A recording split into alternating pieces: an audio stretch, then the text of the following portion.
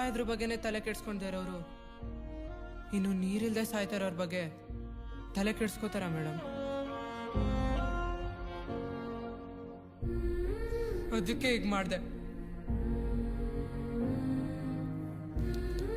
ಸರ್ಕಾರಿ ಕಚೇರಿಗೆ ಬಾಂಬ್ ಇಟ್ಟು 6 ಜನರನ್ನು ಹತ್ಯೆ ಮಾಡಿರುವ ಭೈರತಿ ರಣಗಲ್ ಸಮಾಜಕ್ಕೆ ಮಾದರಿಯಾಗಬಾರದೆಂದು 21 ವರ್ಷಗಳ ಜೈಲು ಶಿಕ್ಷೆಯನ್ನು ಕೋರ್ಟ್ ವಿಧಿಸುತ್ತದೆ.